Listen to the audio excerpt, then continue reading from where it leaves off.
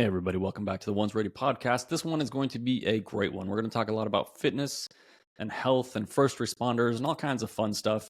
But before we get to that, speaking of fitness and all those other things, I know we've talked about it before. Head over to 18alphafitness.com. Kevin Edgerton, former 18 Alpha, that's a team leader for Special Forces, and he was an enlisted guy first, so he's an okay human. He's not that bad, I promise.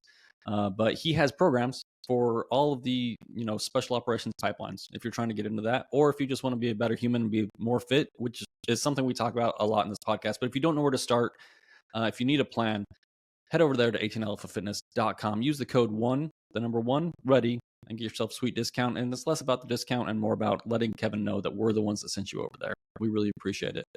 And you can't work out if you're not hydrated.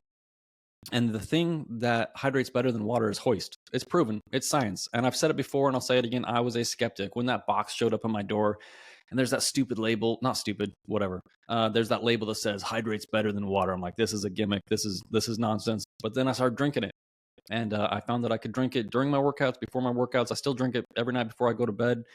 It gives me everything I need to help recover and be ready for tomorrow. So head over to hoist.com or drinkhoist.com. And use the code ONESREADY to get yourself a discount over there as well. Stay hydrated. On the podcast today, we have Jason Warren.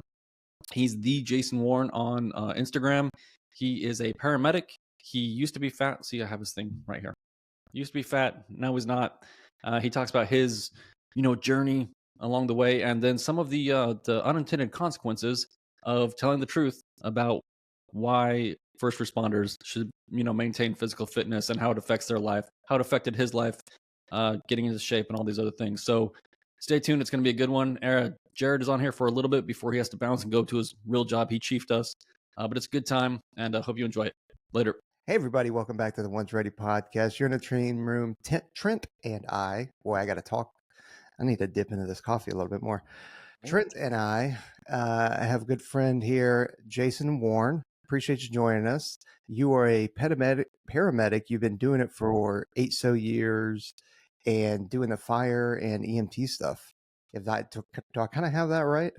Yeah. So civilian paramedic for 8 years, been in fire and EMS for 12. For the last year and a half, I've been owning and operating Mindfulness Medic, just my way of trying to improve the lives of first responders, people in healthcare, because of the gap I noticed in my own life, because I wasn't serving at my optimal level for a very long time early on in my career, and it nearly cost me everything. So just been sharing my journey online now for a couple years with my brand. And yeah. So how were you not operating at your most optimal? Oh man, I was just like the typical kind of stereotypical first responder, living in my victim story, wasn't serving my family the way I should be as a father or a husband, just a victim to all my PTSD and trauma and all the bad stuff that I experienced throughout my career. I became morbidly obese, and I wasn't optimized serving at my highest level. And it just put a lot of strain on my family relationships at home with my kids, and obviously my marriage with my wife. My wife sacrificed so much looking back for me to get to the point I'm at today. But just during those formative years where she was just like holding down the fort while I was, identifying with my career and burning the candle at both ends, because, I think that's a very common thing in the first responder military communities is we really like identify with what we're doing, and then we come home and we're like, we don't really know what to do. So, yeah. So was there a specific instance that helped you recognize that and step out of that? Because I wasn't really tracking that there was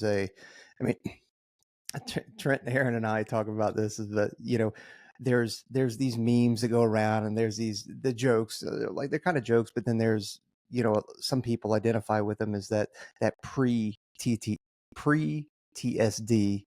like, oh, if you join this career field or you join the military, you're going to have a drinking problem, you're going to have all these kind of issues and stuff like that, and you're just kind of predisposing yourself to this victimhood of, well, I guess I'm gonna get this kind of thing. So I wasn't tracking that in the kind of paramedic, EMT, firefighter kind of world. Yeah, I mean, you're completely on point. I think there's like that subconscious little seed that's planted in all of our heads, and the first responder community has a lot of parallels to the military community as far as the career identity and just completely vesting ourselves 110% into what we're doing, and kind of, unfortunately, sometimes letting our families be, like a secondary or a tertiary thought at home, and we neglect those people the most often, and not realizing that those are the ones that matter the most to us, right? But yeah, so totally got into the alcoholic stuff, got into the vices and addictions to try to make the pain go away, just kind of just running away from the things that I should have been facing, rather than turning and facing my problems. I was using alcohol, porn, all the like junk food, just becoming fat, all those things we consume to try to like numb everything down.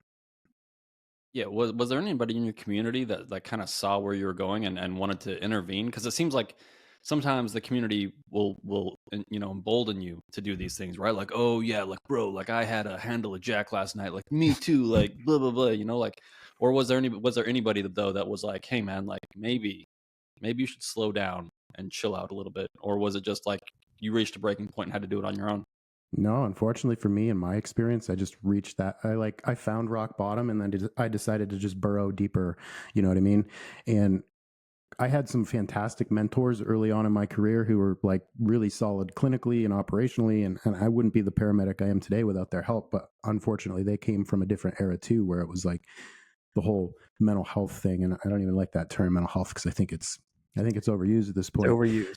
Right. And it doesn't have that like impact it should. But, I came from the culture where it's like, if you can't handle the job, maybe you're not cut out for it, or you just compartmentalize it and bury it deep, and that's like, I always use this analogy. It's like you have a room and it's a bunch of dirt and you're trying to find a place to put the dirt. So you just brush it underneath the rug. And it's like, that only works for so long until you have this mountain of dirt underneath the rug and you just keep tripping over it, So yeah, I had to figure this out on my own. And that's the whole impetus kind of why I do what I do with Mindfulness Medic, is just trying to be that voice amongst the static, amongst the noise in my culture and first responders and in healthcare, to be like, hey guys, there's a better way to go about this. It's okay to be like vulnerable and talk about what's going on and find those people you can trust within your community, and and talk about the 6 pillars that I've used throughout my last couple of years to really try to like change the course of my life, so I'm not going to crash and burn. Yeah, I think for background though, like we talk about our culture all the time in the military, right? And even the different career fields in the Air Force, special operations community, how we're all a little bit different.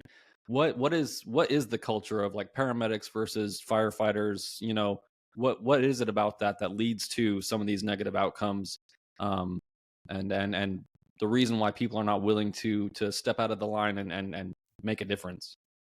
Well, I think there's some parallels to be made. First responders, the bar is really low, honestly. Like educationally and didactically, it's not that hard to get into it. So you have a pretty wide spectrum, a pretty broad spectrum of personality types, character types, people who are like the really super type A, want to do things right and like be super squared away and dialed in with doing the job the right way. And then you have the bottom of the barrel people who are just scraping by, who got into it just because, and they kind of just sit around and they're apathetic and, getting obese and not taking care of themselves and not serving at that highest level that they should be. So I think that's part of the problem. I don't know if there's a solution to that besides just trying to inspire people to be better. Yeah. Some people are just, I just needed a job, right? And then they're Yeah. like, but you get a certain amount of credit, for being a first responder, for being, one of these people, and it's a weird thing that you're like, well, why are they getting the same amount of credit as this person over here who's Mm. crushing themselves, and they're hitting the gym every night, they're getting, they're doing all the right things, and you both show up at the scene and it's like everybody's a hero, and it's like, no, well, the mental health thing is overused, the hero thing is overused. There's so many things that like lead to like this messed up situation that we find ourselves in. And I think it's good to be vulnerable and it's good to be all these other things, but like there's got to be a balance to all these things, right? And finding that balance, I think, is kind of where we're at. That pendulum is swinging all over the place, it seems like, lately. And we're just trying to find the truth of the situation, right, and find our way out of it. For sure. I think there's like the aspect of definitely just getting soft and not having personal accountability. And I think that's the key phrase that a lot more people need to really kind of look at themselves in the mirror and do an honest evaluation about. And I had to do that. And I do that every day. And sometimes that sucks, to look in the mirror and be like, am I doing this the right way? Am I showing up the right way? Or, am I letting this slack? Am I, having those rough conversations with your health self, a lot of people don't like to do it because it challenges their ego, and I think it takes a certain degree of that personal development and growth as a human being to really be able to start having those conversations. So it's like trying to figure out a way how to promote that within the culture as well, right? Because it's not enough to just get the title and then just chill out for 25 years. You should be showing up every single day like that, bright-eyed rookie like we all were at some point, where we're trying to do the right thing, not only because it like fills us with pride, but also because it's like ethically and morally, it's like incumbent on us to show up as 100% optimized. You know what I mean? Because people depend on us. Yeah, they sure do. So what, like how we discovered you, just so you know, is I actually saw Trent had reposted a reel of yours, and I saw it, and it was talking about you had recently been let go or fired or whatever you want to call it, because of what? Like, can you go through that? Because I'm still I still struggle to realize what it actually was that got you called in by HR and relieved, if you will. So if you don't mind jumping into that. I'm still trying to figure it out myself, and it's been a few weeks. No, I mean, there's a lot of context and backstory. So I'll just I'll breeze through a little bit of history just so everybody has a little bit of a clearer picture. So I worked for this hospital-based EMS system in New Hampshire. I worked there for 8 years. So the majority of my career in EMS, became a paramedic, worked there, cut my teeth. That's where I met all my good mentors. Then I transitioned into the fire-based EMS side for a large city municipal fire department in my state. And I was there for just under 2 years. Long story short, I decided to go back to the hospital-based EMS system I was working at, just for varied reasons. So I'd been there for a few months, and still posting and doing my stuff with the Mindfulness Medic. I started the Mindfulness Medic back when I was doing the fire department stuff. So I'd been doing it for over a year. And a large portion of that is just talking about physical fitness and, my journey with struggling with being obese and getting my hormones optimized and all of these things that I've realized that have helped me immensely, with my mental health, is getting my physical health squared away. So I'd make, Instagram posts whenever, every day, because I try to spread that message and that positivity. So a few of those posts I had made when I was on duty at work. So that's what they used against me, as the official reason to terminate my employment, was that I violated their social media policy. But the real reason, when you actually evaluate it, was because a coworker of mine, it was actually my partner, who happens to be morbidly obese and suffering from a lot of mental health issues. She filed a complaint with high administration, above my boss, and went straight to the top, that she was offended by the things I was saying on social media about using the word fat and all of that stuff. So admin and hospital, they went and combed through my social media, saw that I had been posting a couple of those physical fitness posts while on duty, and then terminated me based on social media violation. But then I was in the office, totally just blown away that this was happening. And so I was pressing him a little bit. And so he gave me the information that, well, it was actually because a coworker of yours filed a complaint against you. I was like, oh, okay. So there's the reason. So yeah, I was fired from this department because, yes, violated social media policy, but I've got a lot of inside information about that place, that the policy's there just to protect the company, just like most policies are. And many people have posted on social media while working. We all know it's just a vehicle they use to get rid of me, because the climate, I guess, in today's country, especially when it involves offending people and marginalized groups, there's almost no tolerance for that anymore. So yeah. You're in good company. I'm sure Jared got some complaints from some fatties a little bit ago that he offended, and fortunately, though, they weren't able to fire him. It's absurd, man. It's because it's like I was saying, it's not like I'm coming from some weird high and mighty ivory tower, I'm jacked and I've always been jacked, don't be fat type of standpoint. It's I literally on my social media have before and after pictures of me being this fat, obese, miserable, depressed person to the person I am today, trying to be better, and I'm sharing that message. And then some fat people were like, "You're offensive." It's like, I was fat, it's like, it doesn't make any sense. Yeah, it's I mean, I guess two things on that is one is, are you trying to tell me that all those COVID TikTok videos and stuff like that, where all these nurses or and doctors are dancing around or filming themselves crying because they lost a patient or something like that, they weren't doing it on duty? Were they relieved? Were they Exactly. fired? No, they weren't. Exactly. And the second thing is, I the your welfare, your partner's welfare, the welfare or the people that you're responding to depend on you being able to lift them out of a car, provide chest compressions for a very long time. And if anybody out there that has done no shit chest compressions, that is exhausting. That is not just some, okay, you're just doing it, like you are in it and you got the adrenaline pumping and it is a real thing and you are smoked afterwards. Absolutely. I've seen it time and time again. I mean, I used to be that guy. I used to be that medic who would get out of breath walking up a hill. What we do is not always benign. There are situations where you have to hike up a mountain and extricate someone, or like you said, get someone out of a vehicle, or CPR is super exhausting, even for physically fit people. Yeah. And you witness it all the time. You see these medics who are just like, they look like soup sandwiches and they're showing up just pouring sweat and out of breath. And it's like, dude, if this was your family, if this was your loved one on the floor, is that what you would want showing up on your worst day, or your family member's worst day? And I know that can be like construed as a little dramatic, but it's true. Like, put yourself in that situation. Some of these medics I've seen, if they showed up to my house, I'd be like, I'm good. I'm gonna drive to the hospital. Like, just go home. So I know there's like some very like low physical standards for most police, right, and firefighters. When it comes to like paramedics, when you're going through school and you're getting your certifications and all these other things, is there a physical fitness standard that you have to meet before you get that cert? Zero. So in the fire service, you have what's called the CPAT, which at least is a physical barrier. It's not for anyone who's physically fit. The CPAT's not difficult, but it does weed out a lot of people who are physically not prepared to do the job, which is good. So at least there's a baseline standard there. And then the police obviously have their police academy standards.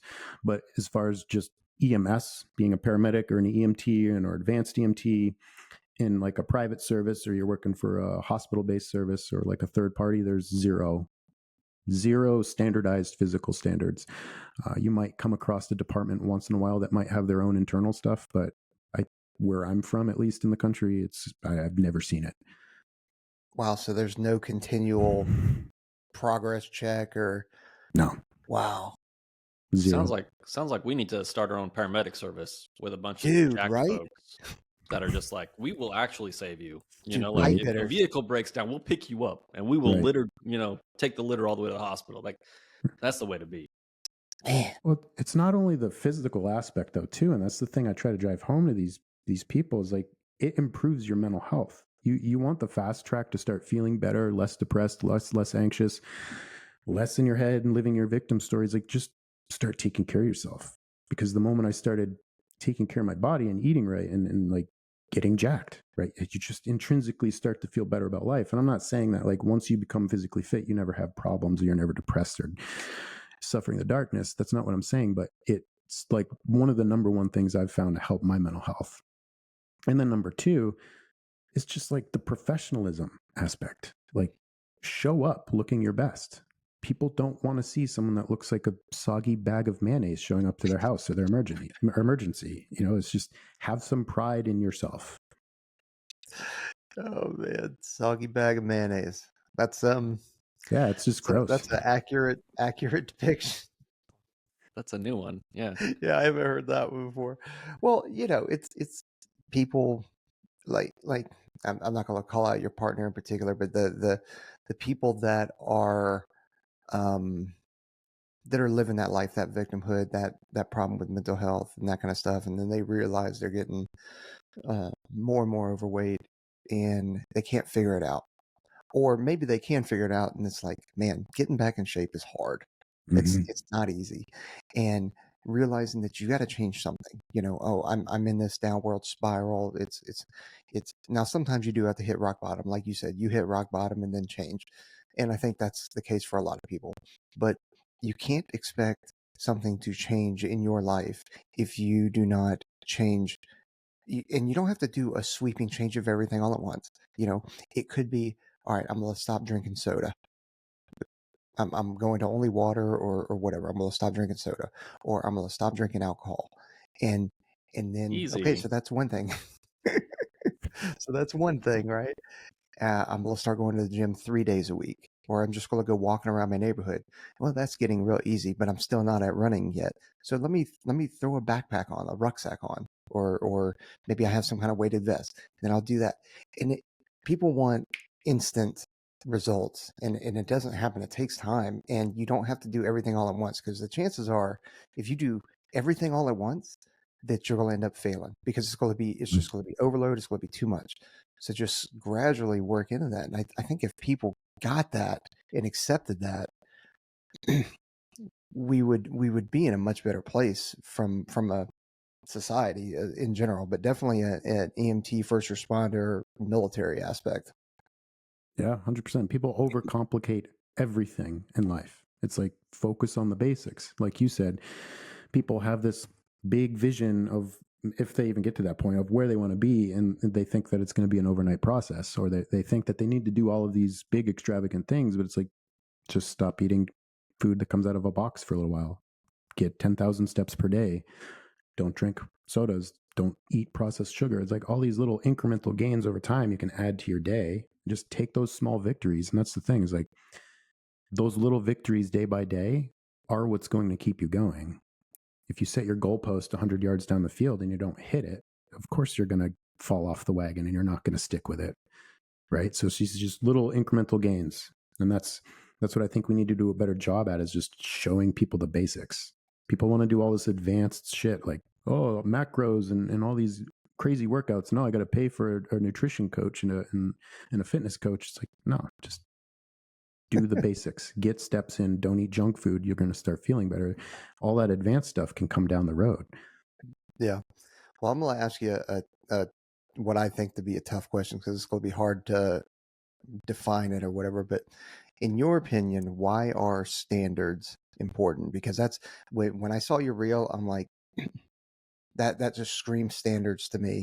And we talk about it all the time, and some of our leadership has recently posted memos, like really starting to crack down on standards and stuff like that. And people will, just like you said, there's folks showing up like looking like a bag of mayonnaise. Like, we have that in the military too, but that we have people that will complain that people show up and looking like that. But the same people that are complaining about that hate that we're cracking down, that the military is cracking down on haircuts and uniforms and patches and shirts and PT tests. It's like, okay, well, you can't, like, what is it? Are you upset about standards, or are you not upset about standards? So, like, in your opinion, like, why are standards important, just in general? Well, I think professionally, the answer is that we should be holding the bar higher, because we should be having pride in what we're doing. If we're going to continually incrementally lower the standards, where are we going to look in 10 to 20 years in whatever military department or as first responders, as far as how we're viewed by the public and how we view ourselves? There is a pride component there. We all get into these careers because we want to help people. We want to do what's right. We want to shine light in the darkness. We want to hold the line against evil. We want to defend freedom. All of these really big, altruistic, service-based humanity goals, right? There should be a high bar to maintain, to uphold those things. And if we're continually lowering the bar because we want to be lazy or we want to lack discipline, again, what is this going to look like in 10 to 20 years? It's just going to be disorganized. They're just going to be, you're not going to be reaching those levels that you should be. So I think professionally, it's obviously because of that, and just to maintain that level of discipline. And then just personally, you should have higher standards for yourself, because you should want to be you should want to be that poster that you used to look at as a kid or a teenager that like inspired you to go do that thing, right? And you should never lose focus of that. And we shouldn't become lazy and apathetic, because if we're doing that, then we're not serving others, we're not serving ourselves, and we're not serving our families. Yeah, absolutely. And I think that's one of the reasons I'm guessing that you started your project, and all that other stuff. But I would want to kind of take it back too to, being a paramedic, you are going to see some horrific, horrible things, right? You're going to see bad things. If I'm like a 19, 20-year old person coming up through the ranks, like what are the warning signs that I should be aware of, where I'm going to see some stuff, I'm going to feel some stuff, and then like you see these people start to fall off this wagon, right? Like you see all these, bright-eyed, bushy-tailed folks start, and then, the vast majority of them are going to end up in a place where they don't want to be, where you don't want to see them. Like, how do these people see these things coming and then avoid it, and intervene with themselves at the correct time? Like, what is your advice for those people? Like, if we're talking to like those young folks starting in the first responder community. Yeah, so naturally you're going to be exposed to a lot of darkness, right? In any career path in first responders, military, you're going to see things and experience events that most humans don't experience in their lifetime, but you're going to also experience them not only once, but multiple times throughout a career, throughout 25 years. You see the underbelly of society, you see the worst things, you see, tragedy, personal loss and suffering up close, right? Yeah. So there's that side of the coin, but then on the other side of the coin, it could be one of the most fulfilling and rewarding career paths you could ever have, because you're literally helping people. So those early warning signs are like when you start to feel a little detached, when you start to feel a little numbed, when everything starts to kind of gray in your world, when you kind of feel withdrawn, like you don't want to be in those social circles anymore, those social situations, like those are definitely really big red flags. Those are probably red flags that mean it's a little too late and you should have gotten help earlier. But not being afraid to talk about how you feel, because that's one of the biggest things that I encountered.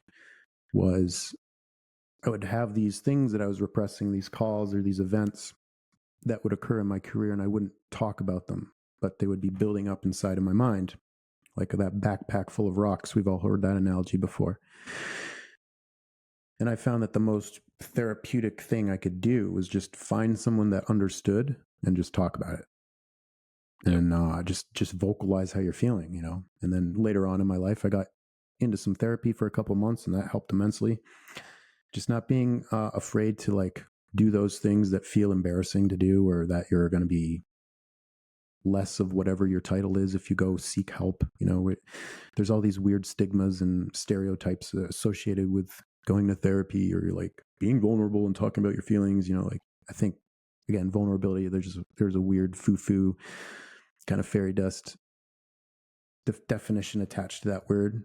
I think you can still have grit, you can still be tough and type A, but still within reason with trusted individuals be vulnerable. I think that's why that dark sense of humor is so good too, though.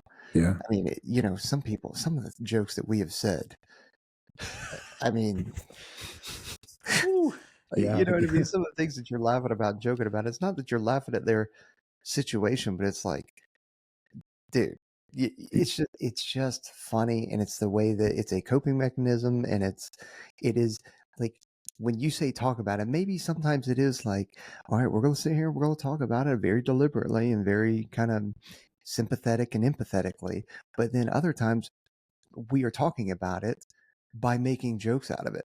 Right. Like, that exactly. is just another way of communicating about it. So the dark sense of humor is extremely important. It really is. Yep. The gallows humor is definitely helpful. And like you said, there's fucking hilarious. Yeah. I think we've all been caught in social situations where we didn't have the filter when we should have. No. And people just look at us strange. Yeah. Really? You're just making fun of that, huh? Like that? No. Right. Kind of funny. Well, and there is a perspective to be gained by saying things out loud. There's a difference, right? When you say things out loud, you're able to take that subject and detach from it a little bit and see it from different perspectives. And one of the things we say is this generation of people talking about trauma, like all trauma is negative. Like, not all trauma is negative. Like, I wouldn't be the person I am today without going through difficult things that made me who I am. And so it's not that you're like exposing your feelings or that you're complaining or any of these other things, but talking about it will help you maybe put that into a new perspective to gain some positivity from that experience instead of just wallowing in your own self-pity and going down that path of destruction. Yeah, 100%.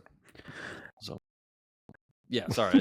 The whole trauma thing bothers me. I just like every time someone's like, "Oh, like the trauma." I'm like, dude, without trauma, we would be nothing. We would be super sensitive, you know, crazy people without anything to push against. And we Yeah, all need something to push against. It helps shape who you are, personally and professionally.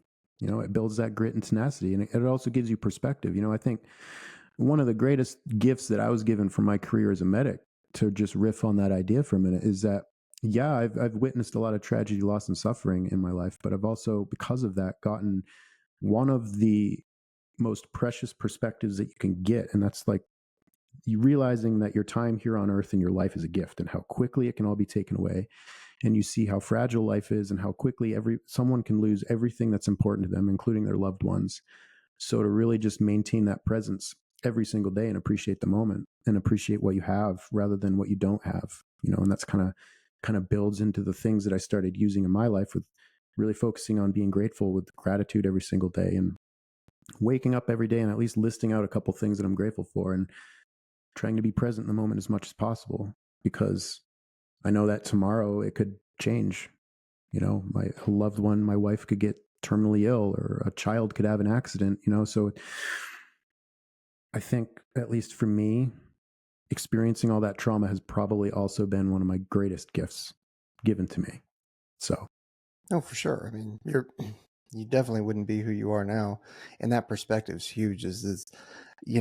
When you see people kind of freak out because something's gone wrong, or somebody cuts them off in traffic, or their order at a restaurant goes wrong, or like they got bills piling up or something like that. You're like, and they're freaking out about it.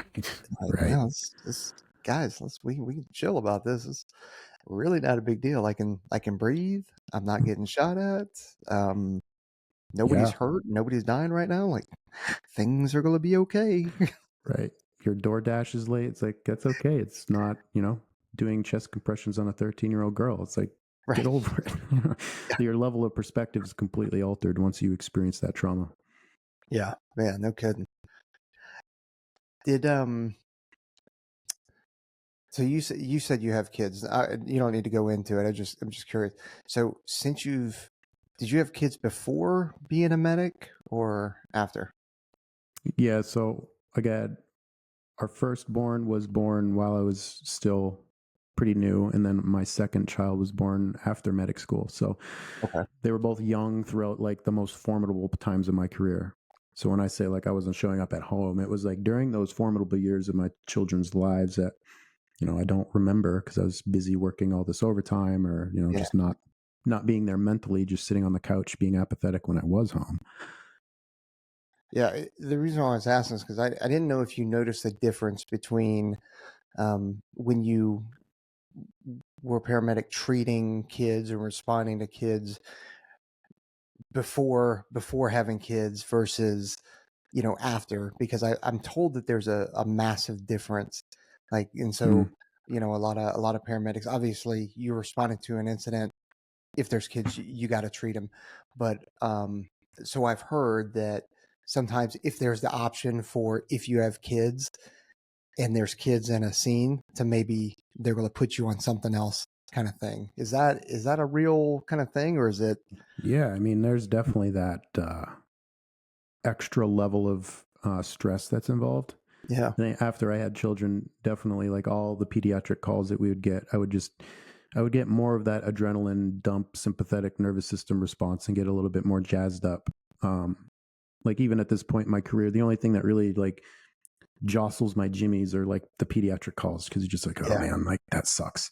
There's the emotional component to it. It's like, I don't know, it's easier to kind of justify in your head when it's, an older person or somebody like an adult aged individual, but it's just the children stuff has an additional emotional component, especially when you have kids. Because luckily I haven't like experienced any of the really, really tough stuff with kids. I mean, I've had a few calls, but there are people out there, medics, who like, they'll be treating that child and they'll like it'll just look like their own, and they'll get in there. It's a really tough situation. But yeah, I mean, as far as being able to separate from the scene, sometimes you got to compartmentalize it. Unfortunately, in the moment, I think obviously it's kind of the same. With the military stuff, you can't really get caught up in the moment and be like, I need to go in the corner and cry. It's like, no, just time to do work. Return fire is what you need to do. Yeah. Right. So gain fire superiority, then make sure security's good, and then we'll start treating people. Then that's right. one of the big things is for us doing and dude, I'll mess up the TCCC freaking thing, but everybody wants to, when somebody gets hurt, like everybody looks and it's like, okay, now I need to go treat, and it's like no. The very first thing is to continue returning fire and get security. That dude, like, that really sucks right now, but like if I go out there and I save him, that's less bullets going down range, and then I'm also hit. So, and then we're really screwed, right? So it's dude, it's so wild when somebody gets hurt. It's just everybody's focus on them. People want to rush right in and end up getting themselves hurt. We have like kind of the same concept in the civilian side. We're focused on, is the scene relatively safe-ish? Like, is the situation stabilized enough so if we go into that car, it's not going to roll over and crush us? Or, is that building on fire and like going to imminently collapse? So we risk a lot to save a lot. But yeah, there's also that, like, don't focus and get tunnel vision and rush in and then end up becoming a victim yourself. You know what I mean? Part of the problem. Yeah, that's easier when you're fit though too, because you can regulate your emotions and your heart rate a little bit better, right? Like the whole walking to the scene, and I've been at a couple incidents before where like it's weird. You see people trying to run towards the scene, and it's like no, like everybody settle down, walk towards it, take the whole scene in before you start like punching in windows or doing all this crazy stuff that people always want to do. All these things, it's like figure out what's going on first and be calm about it before you take any action. And I think being physically fit, like you're just able to regulate your heart rate, your emotions, all those things a little bit better. You're getting better oxygen, and you can take in more of the scene quicker and then get to work. 100%. I think physically fit people can, like you said, handle stress better than obese people. And somebody can get offended over that statement. And I'm sure there's some like 300-pound dude out there who's like, I can handle my sympathetic nervous system fine. It's like, physiologically you can't, because me moving 100 yards, walking with purpose, taking in information from a scene is going to be completely different than you doing that same thing, because your body has more demand, right?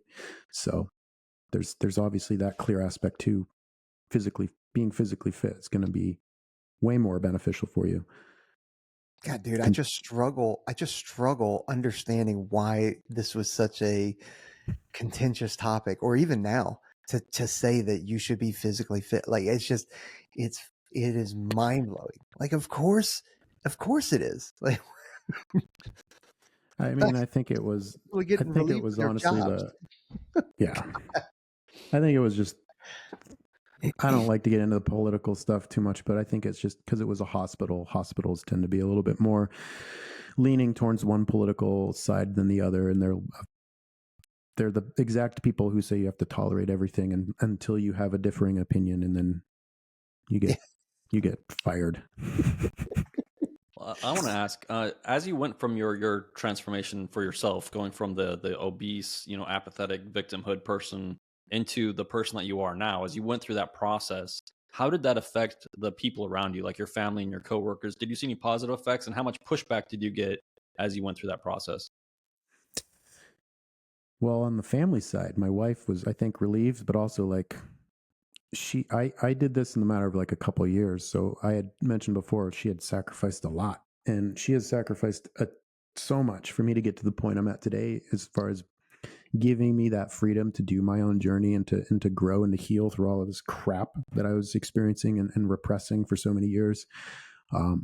She held down the fort. She raised our kids by herself essentially for a couple of years, and I think now obviously it's worth it because I'm showing up as the leader and the man that she's been wanting all along.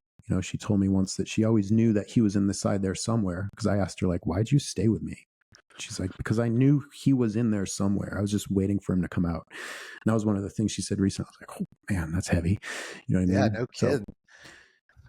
So, she stuck with me throughout the whole thing. And I think now obviously there's like, I've grown a lot, and now she's still kind of like, okay, when's it my turn? You know what I mean? Because she has a lot of growth and transformation she wants to do on herself, because she put her life on pause for so many years for me to get to the point I'm at today. So, but I think obviously there's the benefit of just showing up for my kids and being like having a dad that's actually active and wants to be present and cares about them, and not just sitting on a couch playing video games, you know, doing whatever. And then professionally, I guess, I don't know. I think, again, people don't like change. So when they see other people change, it makes them uncomfortable. I don't know if that's more of like, because it makes them self-reflect and go, oh, there's a bunch of stuff I don't like about myself, or I don't know. Because I wouldn't say that I've had anybody directly be like, yeah, man, that in my own personal circle. I've had a lot of people outside with doing the Mindfulness Medic reach out to me and say like, oh, it's super inspirational. You've inspired me to want to work out. Inspired me to want to get my mental health better, work on these things, be a better husband, which is great. But I think like in the personal circle, I think the people who know you personally, they're like, you used to be the fat guy and now you're not. You don't fit into that little box that they've put you in their whole life. So it makes them uncomfortable, if that makes sense. Oh, yeah. Every time Jared Taylor tries to get fit, I'm like, you're not allowed to do that, Jared. You can't be the business successful guy. You can't be the funny guy and also be fit. Like, you just get back in your box, bro. Like, Yeah. you got to be the fat guy. Right. Fat guys are funnier. It's true. It's true. Well, Jason, I got to bounce out because, like I said, I got a heart out, and I actually have to head to work. But you're in the perfectly great, capable hands of Trent. So I appreciate I appreciate you joining, man. Yeah, man. And Thanks for I'm having gonna me. bounce out. Appreciate it. All right, Later, later. bro. Just give him a second. Go away, Jared. Jeez. So I do want to kind of talk through some of this stuff. Obviously, like Jared wants to make fun of fatties, and that's all well and good. But how did you like you're in your personal circle? I'm sure like I know people that are always like, you talk about how was your day? Like I woke up, I went to the gym, I drank whatever I drank, and then I went about my day. And there's tons of people that are always like, man, I need to get back to the gym. Like everybody seems to know, but how do you make that transition from knowing to doing? Like how difficult is that for someone, and especially if you're like pretty far gone physically? For me, it was there was a component of needing to force myself every day. There's that just like knowing that I don't want to do it, but doing it anyways type of thing. And that's where the discipline comes in. And I think initially discipline's really important. But I think, or, the motivation is important in the beginning, but motivation only gets you so far. And that's where discipline comes in, that carries that habit or that routine throughout the rest of your life, right? Is just sticking with that thing that you don't necessarily want to do, but it's good for you type of thing. And then again, I think it was just not focusing on too many things at once, because I think for me, at least, I was like, oh, I got to do this. I got to do that. I got to do this. It's like, you just get overwhelmed. You get analysis paralysis and you never take action on anything. So for me, it was just picking one thing and sticking with that for a couple months and just doing that. And it was like, okay, I'm just going to wake up and I'm going to do some push-ups. Yeah. And then I'm going to do some air squats. And then I'm going to do 100 push-ups. And then I'm going to do 100 air squats. And you add these things layer by layer slowly over time.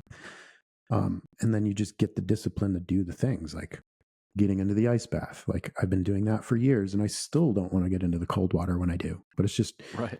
Knowing that the thing is good for you and that it's adding some sort of benefit to your life and doing it anyways. Right. Well, how many times did you fall off the wagon when you started? Or how many times have you, stopped for like a week or so or whatever, like, cause we all do it. We all, mess up or go on vacation and it's hard to get back in the gym, or it's hard to do all these things. And I think that's what I'm getting towards, like the things that people don't necessarily understand. Cause I could look at your Instagram page and be like, this dude's super fit. He obviously has something I don't have, because he's crazy about fitness, but I don't think that it's hard for people to understand that, like, you hate waking up early to go work out. You hate the ice bath. It's not a fun thing to do every day, and you do fall off the wagon. You have to get back up on it. Like it's a continual process. And how do you justify that in your mind to keep getting after it when you're not seeing results and all these other things? I still fall off the wagon now. And I think that's the thing is like people, especially on social media, they see this a very limited snapshot in time of someone else's life. And they're typically only showing like the perfect moments. And, being, you got, especially in the masculinity discipline niche, it's just all these like overly alpha.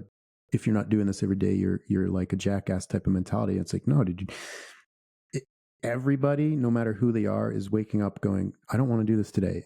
And I've fallen off the wagon all the time. Like last week, I fell off the wagon with a lot of stuff, especially with my like working out. And I know that it's happening because you start to feel those negative aspects creep back into my life again. Like, okay, I'm feeling a little depressed. My anxiety is going up a little bit.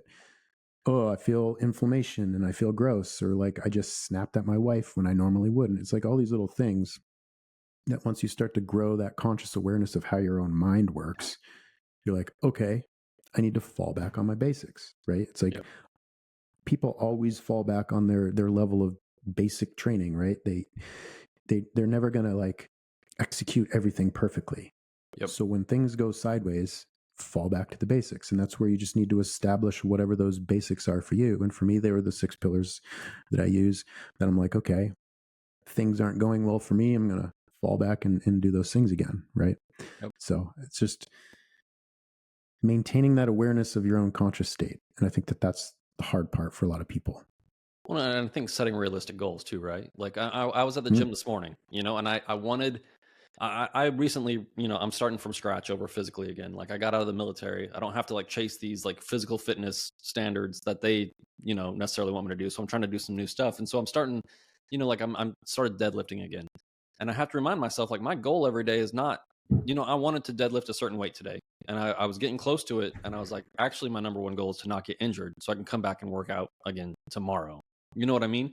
And these are the things where you're going to have to like fight with your ego over and over and over again to do the things that you need to do to get to where you want to be over a long period of time, instead of like, I'm going to go in there and I'm going to pull 4 off the floor today. And it's like, cool, that's good. But like, what is that going to do for you for tomorrow or the next day or the next day? Like doing it once is not the goal. Being consistent and is the goal, right? Yep. I'm all about the consistency, which builds the longevity in life, right? Because I can't, my end point is how can I best serve myself? How can I best serve others? How can I optimize for fulfillment and vitality, right? So that's going to be the long game. That's going to be simple, basic, consistent things, and not letting my ego drive my decisions, but just let that just natural feeling to want to be more fulfilled and all that stuff, So yeah, that's the thing. The goal is to be a better human, right? The goal is to be a better husband, to be a better father, to be all these things, to feel better. Like, and I think that's another thing is people want to chase the physique or any of these other things. Like what in our community, it's like you chase performance, right? And if you're not in the military, if you're not a first responder, your performance is whatever you're doing. And being physically fit is going to help you be better at everything. It's just going to make you a better person. It helps you attach yourself to reality a lot more, so you're not detached and able to just wallow in your self-pity and all these other things. So I think getting that attachment to reality is hyper important. Yeah, it's finding that razor's edge balance between optimize for performance while you're in the career, because you obviously want to be able to be dialed in and squared away and operating at that level, but also not burning so hot that you're neglecting that longevity, and that you've worked yourself so hard that you're showing up at home now and you're just tired. You're like, ugh, I don't want to go throw the ball with my son because I'm just tired, or, whatever else. Yeah, it's hard, right? There's tons of times in my career where, like, I had moments where I was just like, I pushed it too far. And there's this weird thing that your ego does where you think you're being selfless by not taking care of yourself, because you just keep pushing, performing. You never take a step back and like, but you find yourself going home and you're exhausted, or you're finally breaking down, like doing real world things. And you're like, why can't I do this right now? And you don't want to go camping with your kids. I'm like, oh, I go camping all the time. I'm sleeping on rocks when I deploy and all this other crap. Instead of, being a well-rounded human being. When it's a difficult thing to do, especially for these jobs. And when you said like you attach yourself to that job, like I was like, dude, that's 100% what it is. And I've had these conversations with my wife. I'm like, was I just an intolerable human being for these set of years of our marriage? And she was like, yeah, like you weren't here. Like when you were here, you weren't here. And it's one of those things that I think I would love to try to help other people avoid that. And I wanted to ask you about that. If I'm like a senior paramedic out there with a team of folks, and I'm listening to this, and I want to, instill some of these things into my paramedics in a way that's going to make a real difference in their lives and their performance. Like, how would I go about doing that in that environment? So my biggest thing is like what you said early on in that comment inspired it. It was people with the servant's heart, as I call it. So first responders, military, healthcare, those people who are intrinsically drawn to serve other people as their life's purpose. One of the downsides to that is that we don't serve ourselves. We don't take care of ourselves. It's that typical analogy of wanting to save everyone else while we're crashing and burning ourselves. And it's not because we're doing it on purpose. It's not because we have this weird fatalist, like self-destructive mentality. It can manifest itself in a lot of self-destructive behaviors, Right. which I've been victim to, myself. But it's realizing that I have to put the oxygen mask on myself before I can help anyone else. And realizing that in these professions, the people with the servant's heart, we really need to be hyper vigilant in the fact that we need to optimize ourselves before we can do any of this other stuff. You can burn hot for a couple of years and not take care of yourself, and you might be a stud and you might be like at the top of your game, but it's going to catch up to you eventually. It'll catch up to everyone. So you got to find that balance and take care of yourself. Yeah, it's like maybe and I have to find ways to trick myself into doing everything, right? Like I have to play the numbers game. The numbers game, you have to be like, well, if I spend an extra 30 minutes at the gym, then I might get an extra hour of performance to do these other things, right? Or I can do all these other things. Like it's I don't really buy into the altruism thing because I think I get something out of everything, but I have to play these games to like to convince myself to do what I need to do for me, to do the things that need to be done, if that makes sense. Yeah. You just got to find those things that work for you and in your mindset to trick yourself into doing those things that are better for your long-term output, your long-term game, but you might not necessarily want to do. Nice. Well, I think we crushed physical fitness pretty well. Not to pat ourselves on the back. I do want to ask though, what's the best? I want to talk about being a paramedic a little bit. What is the best part about being a paramedic? Because obviously we've talked about some of the negative aspects of being a paramedic, but they're obviously just like any other job, right? Like that we attach ourselves to like this. There has to be some things that happen that just like those moments that keep you coming back for more. Well, I think that's naturally progressed for me, and I think it progresses for a lot of people.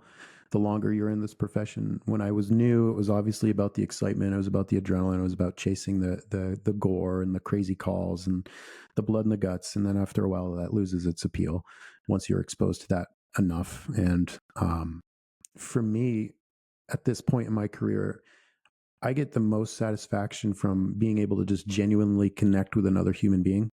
Like, I'm an empath naturally, so I really like to not just mechanically make someone's day better by, mitigating their emergency, but having good bedside manner, connecting with other human beings on that level. And like the things that have filled my cup the most recently in my career were when patients would just look at me and say, "You were very calm and peaceful, and you brought a sense of calm to this situation for me, and I just want to say thank you. Like, you were that steadiness that I needed in this chaos right now." And at this point in my life, professionally and personally, I think that that's just the most important thing. Is there's more of like a human aspect to it for me now, emotionally. That might sound a little weird and foo-foo, but No. I mean, we've all had those moments, where the firefighters or the paramedics show up to a scene or whatever, and there's, you remember things in a certain way as a person that's part of that situation. It's very a positive situation, or they show up and do what they need to do, and that like and how that sticks with you throughout your life, and whether or not someone from that situation wants to become a paramedic or a firefighter or any of these other things later on down the road, you're going to make a huge impact on that. And we remember those times, right? We always talk about the type 2 fun in training and deploying and all that other stuff. Like when I see my buddies, we don't talk about the good times. We talk about the worst time where something, like some everything went wrong, but we have some good memories from it, right? And you're part of that for someone every single day, right? As a paramedic, like one of those days that they're going to remember for the rest of their lives.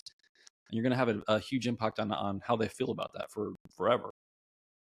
Yeah, and I think that's an important thing for guys to remember. It's that what seems kind of routine for us is obviously to someone else like pure chaos, right? What's routine to the, what is that? What's chaos for the fly is routine for the spider type of mindset mentality. Once you're exposed to this stuff, so just keeping that in mind. I think again, also one of the other things that I enjoy the mental health and the behavioral, like the psychiatric calls a lot, just because I think I empathize more with those patients, the ones who are really struggling with the dark thoughts, and I find myself like connecting with those individuals more than obviously like my toe hurts at 2 a.m. That stuff. Yeah. I mean, you got to make a difference, right? And I think that's important for people out there to realize too. Like whether you're the young person or the older person, like you have a skill set, and you're probably better at certain things than the people around you. So lean into what you're good at, and get out there and make a difference. Whether you're an empath or not. Like I know in the medical community, you kind of view the body as like a machine, and it's easy to just start viewing. I think I don't know, people as just machines, like bags full of blood. If you poke enough holes in it, it stops breathing. But to connect with people is huge. And as an instructor, as an instructor in the pipeline for a long time, I think I made the same. We kind of ended up at the same place. Like in the beginning, it's fun to smoke students, and it's fun to deploy as a young guy and all those other things. But towards the end of your career, it's like, no, I want to genuinely like impact this person. I want to know about who they are, because I learned from it. Because I obviously don't know everything. And then you have a chance to impact them, not just today, but hopefully for many days to come after that. Yeah, you create that ripple effect in someone else's life. I don't think that there's not a lot of things you can do in life that have that much impact, right? When you're creating that lasting impression on someone else. So yeah, I like to tell people never lose your compassion. I know that again, that's like another word like, oh, he's a loser. Who would think that? Like, no, you're like, well, yeah, you'd be surprised. Never lose that connection with other human beings, because I think that that's what is the most important. So never lose your compassion, your empathy, and just always remember that that person in front of you has someone else that cares about them somewhere out there. So, unless they're a terrorist, then you just vaporize them and move on. Yeah. There's that line, obviously. We're coming up on time, and I don't want to just like talk about what I want to talk about the whole time. You have 6 pillars that you talk about, and I think it's important that we cover those before we get off of here. So what are the 6 pillars that you cover? Sure. So the 6 pillars they're my basics. They're my system, my methodology that I use in my life to keep myself on the path to continuing this way. And so the first one's gratitude. So every day I just like to wake up and find something around me that I'm grateful for. And I truly believe that no matter how bad your situation is in life, there's always something you can find immediately around you to be grateful for. And that can be something as simple as just waking up. That can be something as simple as having breath in your lungs. It can be something as simple as being grateful for the sun shining. And just starting your days off with that intention and focusing on all those things you do have rather than what you don't have kind of sets you in that mindset of abundance rather than scarcity, and really sets you up to kind of lead a better day. And the second pillar is presence in the moment. Again, like I talked about that a little earlier, is just trying to maintain that presence as much as possible, or at least maintaining the awareness of the fact that nothing else exists besides right now, right? There's no past, there's no future. Those are just constructs we create that just cause us anxiety or thinking about past regrets or future things that haven't happened, and just remembering that in the entirety of the universe, the only thing that exists is right now in this moment in time, and control what you can right now and don't worry about the rest of it, because the rest of it's going to work out. And then the third pillar is spirituality. I don't care what you believe in. I think everybody needs to have something to believe in. I don't care if you call it God, the universe, Jesus, Buddha. Just have something that fills you with the need to have a purpose higher than yourself. Have something that drives you towards something bigger down the road. Because the people that I've met in life that haven't had that spiritual component, they tend to be the ones who are the most lost, who are kind of just drifting throughout life, just kind of being a casual observer to their own life rather than an active participant. But I think, as I've developed my relationship with God or spirituality or universe, it's really helped me focus on what my purpose is in life and realize that what I'm doing is far bigger than just myself. So I think that having that spiritual component is pretty vital. That's been vital for me. And then the fourth pillar is fitness. Fitness is both physical and mental. And like everything we've talked about already in this podcast episode, just being physically fit, because that was what really started to change my whole lifestyle and mindset, and be able to show up and serve my family and serve myself and my community and all the people that depended on me, was taking care of my body, taking care of my temple, right? Because that's what this is in my belief, the temple that holds our energy or our soul and allows us to go throughout life and do our work and to fulfill our purpose. So if we're not taking care of our vessel, then we're doing a disservice to that. So just really focusing on just the simple things. Don't eat crap. Don't be fat. Get moderate amounts of exercise. I'm not saying you have to be this like physically optimized specimen, but just take care of yourself. People in military and first responder communities, get your blood checked. I had massive hormone imbalances that I needed to correct, and when I corrected them, it absolutely transformed my life. So for guys, like your testosterone, all your hormones, get those checked out, and then pursue whatever methodology you want to pursue to try to optimize those, whether naturally or with medications. And then with the fitness, there's the mental component, because your physical fitness has a direct correlation, I believe, proportionally to your mental health. And it's like a system. It has to work together. So making sure you're doing all those things in your life to optimize for your mental health. For me, it's been things like Brazilian Jiu-Jitsu, getting into the ice bath, taking saunas, going for walks, getting sunshine, putting my bare feet on the ground, whatever you want to say about that, things like that just help you get that physical and mental optimization. Yep. And then the fifth is family, tribe. I think family is the most important thing we have, and it's oftentimes the biggest thing that we neglect in our professions.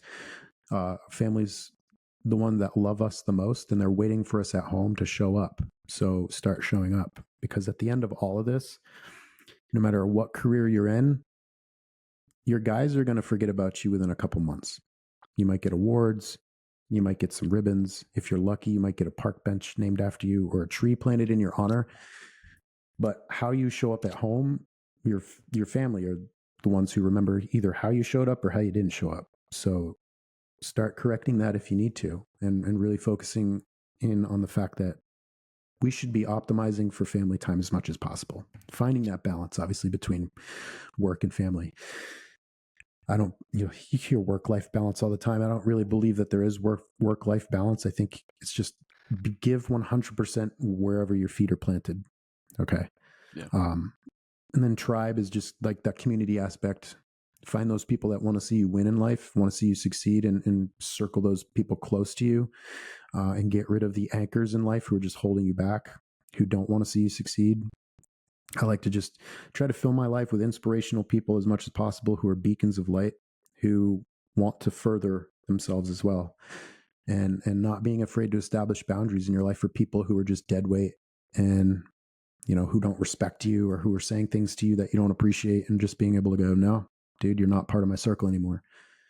And then the 6 pillars, financial freedom, is doing whatever you can to optimize for your ability to be financially free. Because I think once you've established your ability to not be like tied down to a system that you have to go to every single day in order to pay off all this debt that you've accrued, because you've gone out and bought a bunch of stuff that's making you feel better internally, or you've established this lifestyle where now you have to work 72 hours a week to make ends meet. Just doing those basic things in life, paying off bad debt, getting into real estate, getting those passive income streams in your life to provide you the freedom to enjoy all of those things that you want to enjoy. Yeah. Well, yeah, those sound fantastic. As you go through it, I'm connecting with every single one of those.